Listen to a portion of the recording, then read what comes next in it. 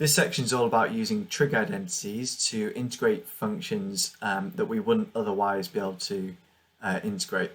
So I'm just going to run through some of the basic trig identities that come up quite a lot in integration.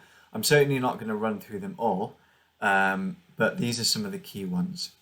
So one that's really useful and comes up a lot is 1 plus tan squared theta equals sec squared theta. Another useful one to bear in mind is 1 plus cot squared theta equals cosec squared theta. We also have sine of 2 theta equals 2 sine theta cos theta. We don't often use this one directly, but we should always bear in mind cos squared theta plus sine squared theta equals 1. That's always useful. And then I'm going to write down the rearranged version. So if we want to integrate sine squared theta, it's easiest if you just learn this formula. Sine squared theta is a half 1 minus cos 2 theta. And we could write a similar equation down, or identity down, for cos squared theta. So cos squared theta is a half 1 plus cos 2 theta.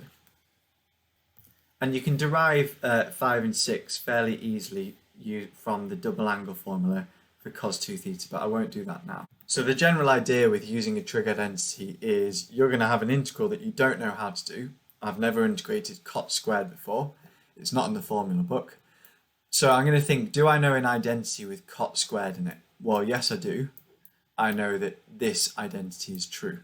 So I could rearrange this identity to get cot squared theta equals cosec squared theta minus 1.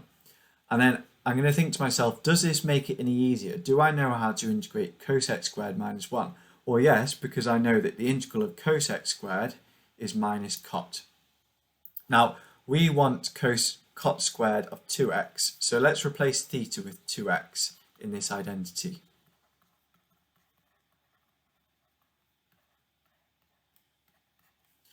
So we're integrating cosec squared 2x minus 1.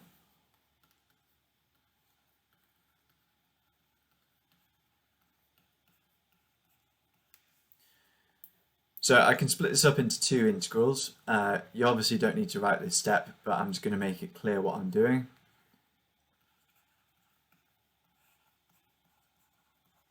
So this integral is obviously just x, so we're going to have minus x. Integral of cosec squared 2x. You might be able to do this just by inspection now because we've got a linear substitution. So I would let u be 2x and I would end up dividing by 2. So I'm going to have a half when we divide by 2. And then the integral of cosec squared is minus cot. So it's going to be a half times by minus cot of 2x.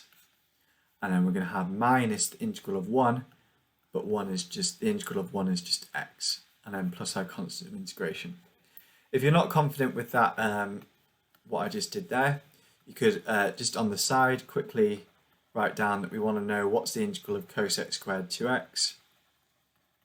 And if I did a formal substitution, I'd let u be equal to 2x, so that du by dx is equal to 2. And that tells me that dx is equal to a half du, and that's where that half comes from at the front. So our integral will be the integral of cosec squared u, and then we're going to replace dx with a half du. So we can take the half as a factor out the integral, and we've just got half times by the integral of cosec squared u du. And then we know that the integral of cosec squared is minus cot. And then finally we can just neaten this up a little bit, times the half by the minus cot 2x.